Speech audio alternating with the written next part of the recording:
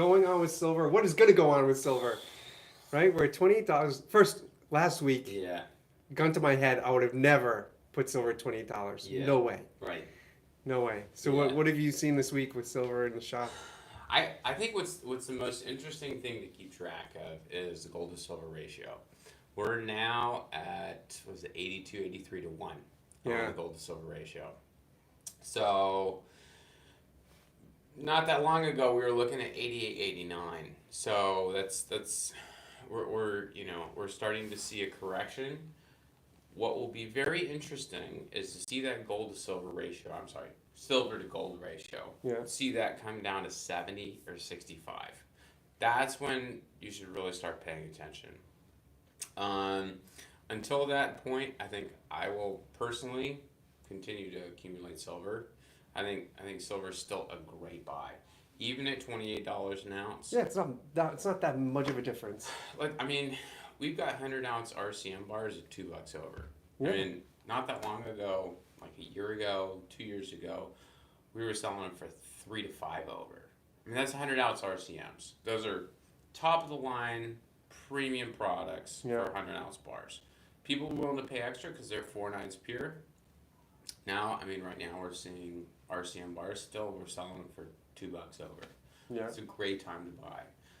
So when the silver to gold ratio comes down to about 70 to 1, let's drop it to like 50. When it drops to 50 to 1, that's when I'm going to start looking to liquidate my silver and buy gold. yeah. I'm going to convert my ounces even to if ounces. even if gold by that time is like up at 3,000. Doesn't matter to me because I'm not thinking in dollar terms. I'm thinking in ounce terms. My goal is to maximize my ounce growth in gold or silver. It doesn't matter.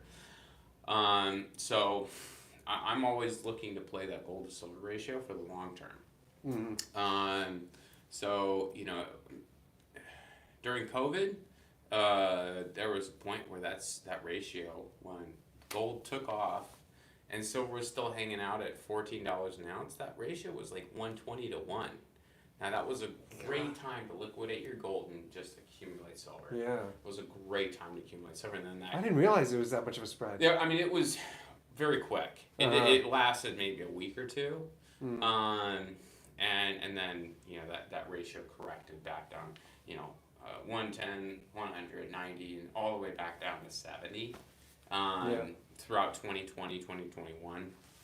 So. But do you think we could get to 50 to 1? Yeah.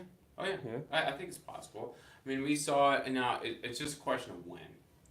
Is it going to happen in the next 5 years? I don't know. I have no idea. The last time we got, a very favorable gold to silver or silver to gold ratio was in 2011 when gold hit 1,900 and silver hit 50. So what's 1,900 divided by 50? I think it's like 38. Don't quote me on that, but it's something like that, 38 to 1. And then back 1980, when silver also hit $50 an ounce, gold was 800. So that's like what, 19 to 1, 20 to 1, something like that. Yeah, 20 to 1. Is that right? 50 times 50 out of 80, 50 out of 800. Yeah. I'm trying to do mental math right now. It's not the best Fifth time. grade math. Yeah. So what about seeing silver go to $30? I could see it. Yeah. I think it's very plausible. I could see. Yeah. I could see like around 31, 32, but I might be wishful thinking. Yeah. I think. Given the fact. What silver's doing is its monetary side is manifesting. Its monetary side is coming out because for the past couple of years we've just basically thought of it as an industrial metal. For solar panels, for electronics. You got to remember, silver is the most conductive metal on the periodic table, more conductive than copper. So that's why you see its use so regularly in electronics. It's very conductive for electricity, better than copper. So that's why it's generally used as an industrial metal. But yeah, you're right now you're starting to see the monetary side of silver come out, and it's when gold runs first, Silver tends to hang out for a while, Yeah. and then it'll take off, like you saw in 2020. Yeah. March 2020 is when gold moved from, well, you see, March to August. Gold moved from $1,400 an ounce approximately to over 2,000. Yeah. Within, let's see, March to August, so 5 months. $600. Yeah. And silver doubled. Silver went from 14, more than doubled to 29.30. Yeah. It was in that same time frame. But it took silver a couple more months than gold. Gold really just took off, and silver took off afterwards. Well, it's funny you say that about silver because I see, especially this past week, gold is doing that because the dollar was strong this past week. Yeah. Treasuries were actually strong, and you would think that would bring gold down, but the opposite. Right. Gold actually went up. What? Yeah. Yeah. We're seeing very different dynamics now than we've seen over the past 2-3 years. You would expect a strong dollar, higher rates, higher interest rates, higher yields on government debt. Yeah. Gold shouldn't be hitting all-time highs. It should be coming down. That tells you what it tells me. This is more of a speculation, but I think it's a speculation based in reality. It tells you that the dollar is losing. The market's losing confidence in the dollar. Yeah, it's losing its appeal. Yeah, exactly. So the dollar is the best of the worst. I think we've already covered that. The dollar is the best of the worst. You compare it to the yen, compare it to the Chinese yuan, the pound, the euro.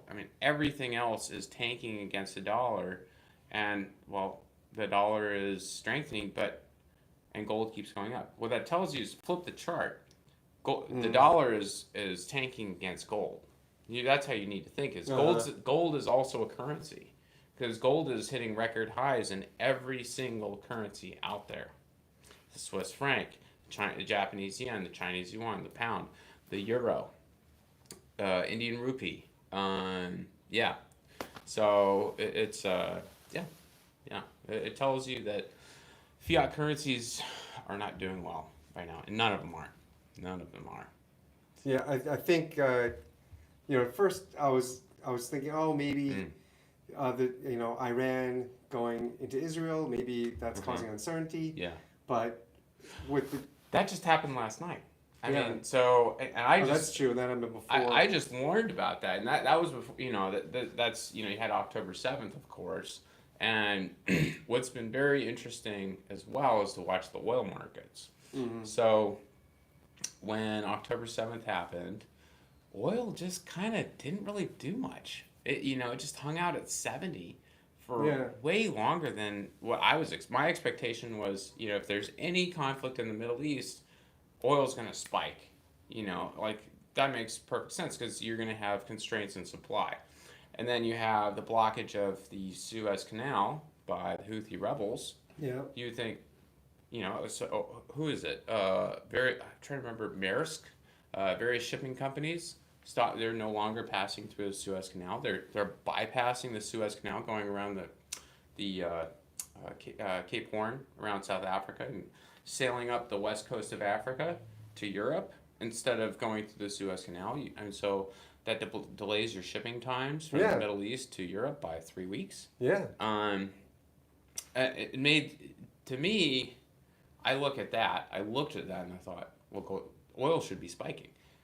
It took a long time. So October 7th to now, we went from high 60s, low 70s in oil and that's West Texas Intermediate, to now we're at 86, 87 on West Texas on WTI.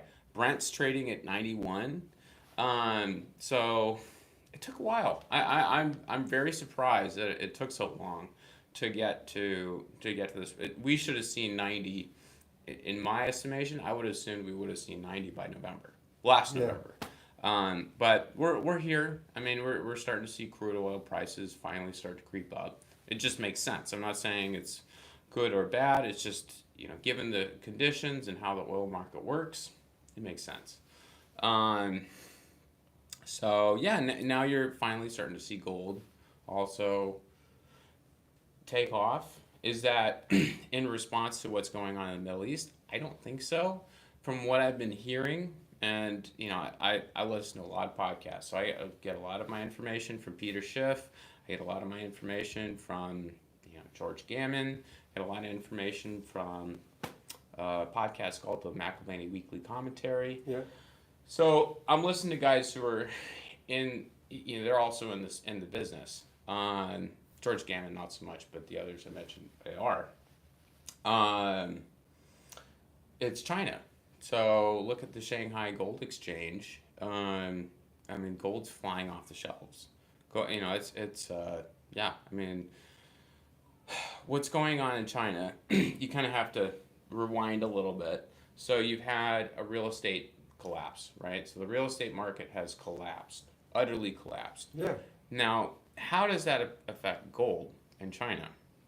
For the longest time, for let's say 20 to 30 years going back, Chinese people saved their money in real estate.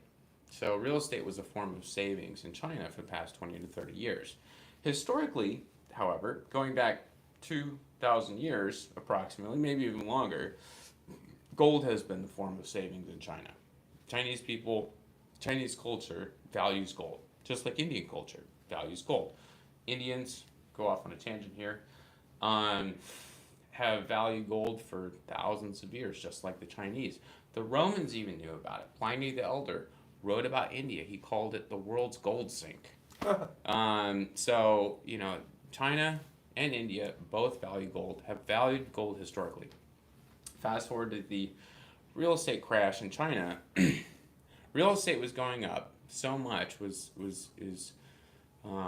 increasing in value so much that the average person in China was buying an apartment, buying a house, buying land, buying property, and saw their wealth increase in value, just like here in the United States. Yeah. If you kind of took a long view, you go back to 2010. I remember seeing stories about this of the ghost cities.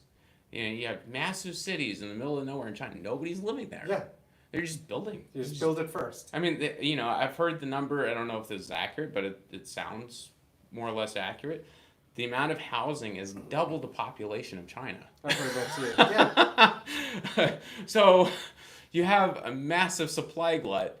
What's going to happen? This is simple supply and demand.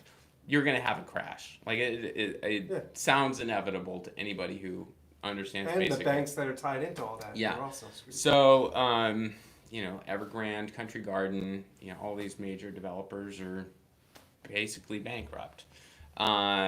So anyways, with that crash, the average Chinese person is buying gold. Yeah. Anybody with any bit of money is pouring that money into gold. But that also, now that you say that, it's entirely possible that that's happening here, pushing gold up the past few days, because people are not going to take out a mortgage at 7%. Yeah. Right?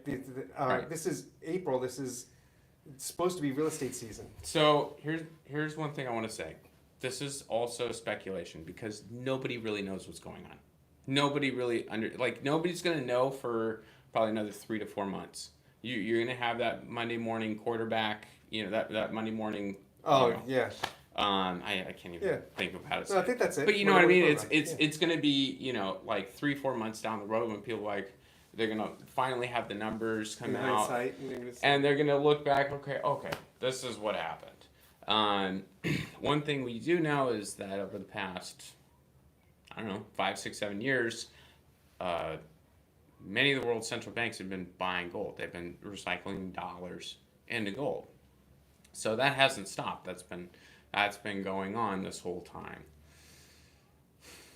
Why it's going, why we've hit 2350. On Friday morning, in the Shanghai market, you had 2430 or 2415. It's insane. Unbelievable. And so another thing is you're seeing. So Friday was a very, I think, showed a lot of what's going on, because Shanghai market is here on the west coast of the United States. Shanghai is trading middle hours of the night. So 1 a.m., 2 a.m. If you're awake, then just check the spot price of gold. It's not gonna be doing all that much different.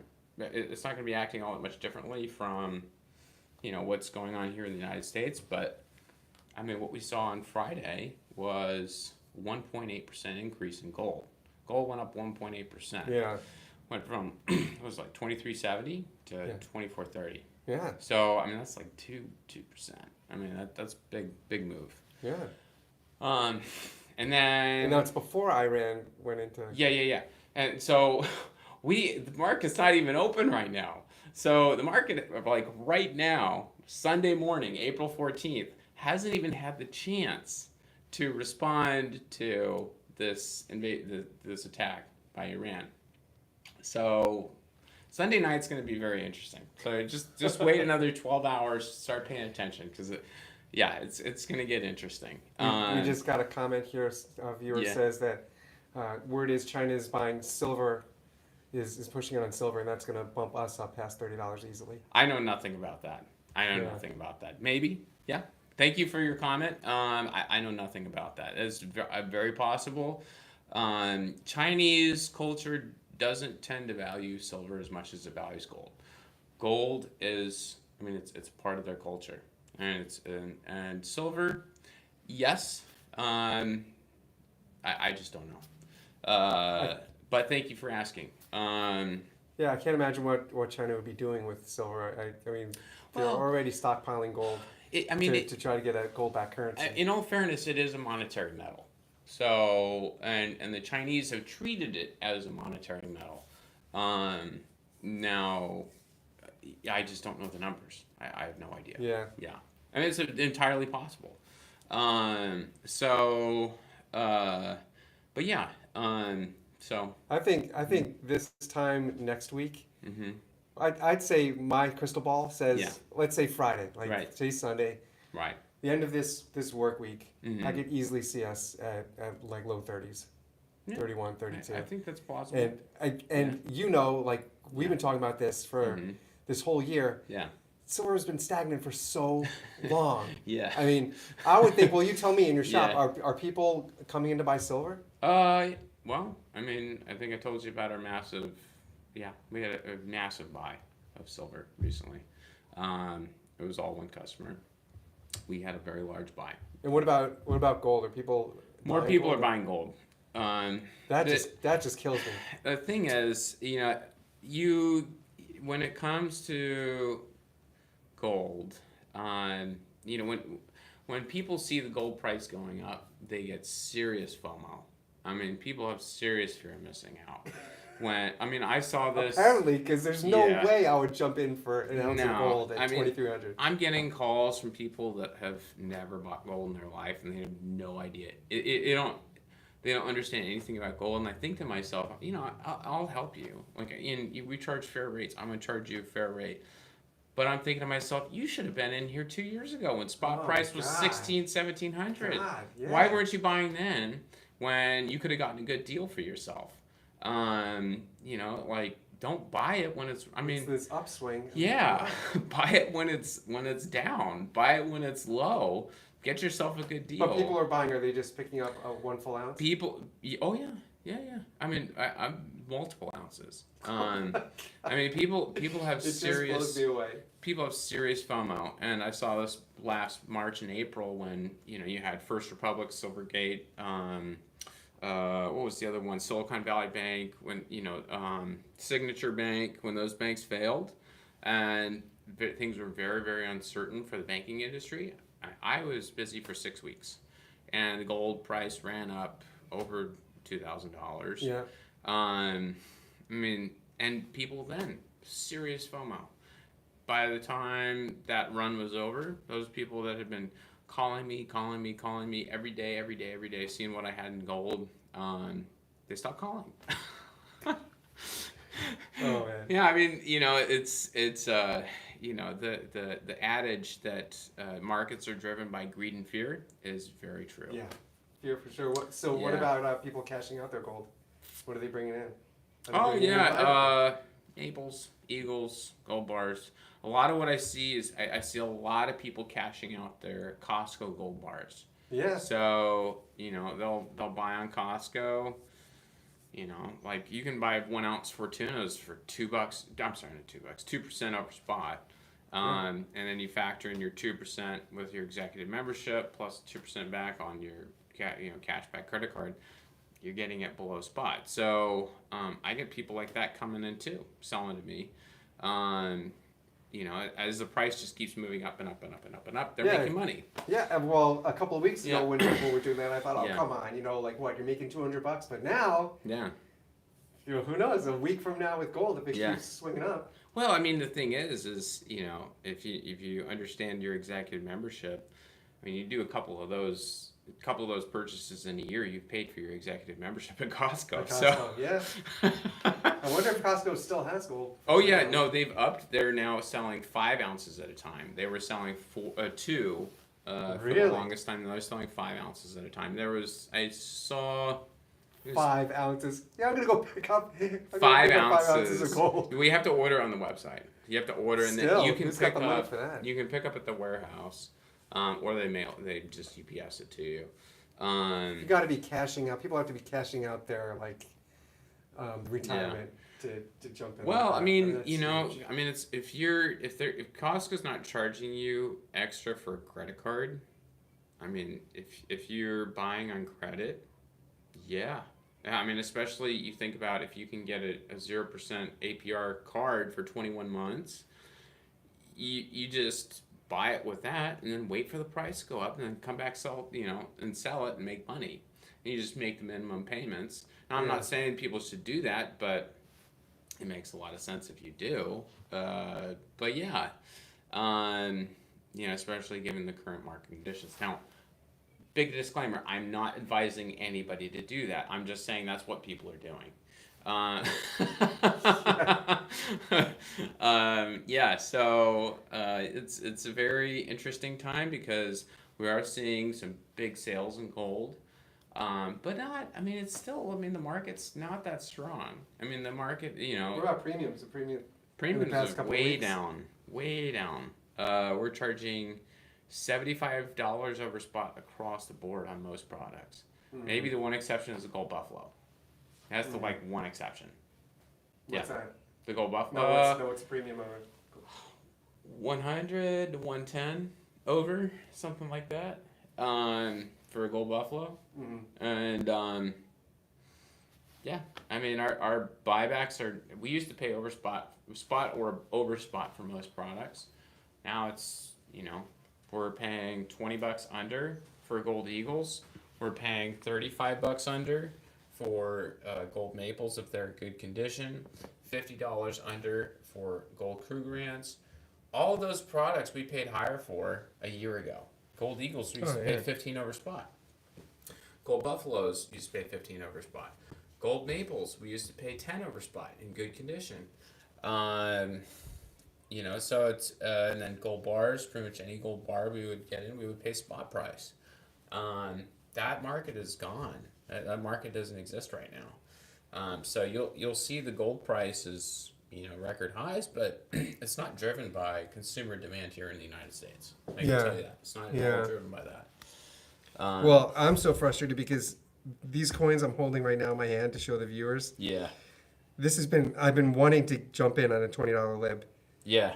Back when gold was $500 less. Really, and I want raw. Yeah. I want I don't want a slab. I like to hold it in my hand. Yeah. And so now that gold is so expensive and you've got this trade, it's driving me nuts. I will say I really like the older holders. Like this guy right here. So this is an older NGC holder. I'm not sure which generation this would be called. But something like this, I love the older holders, especially the. What about the PCGS? Oh, the rattlers. Yeah. Oh, those are so cool. I'm a nerd for those. I really like those. I don't have any personally. Actually, I do have a sample holder, the original rattler, and it's a 1964 dime. And so I get random stuff like that in, and I'll be like, oh my gosh, the rattlers are so cool. And let's see what else. But yeah, no, it's a it's a very different market. People just they still don't have money to spend. People are not spending money as much. Now, we are still seeing some large sales. People with a lot of money are able to buy from us, but your kind of average Joe, you're seeing a lot less of that. A lot less of that. So, yeah.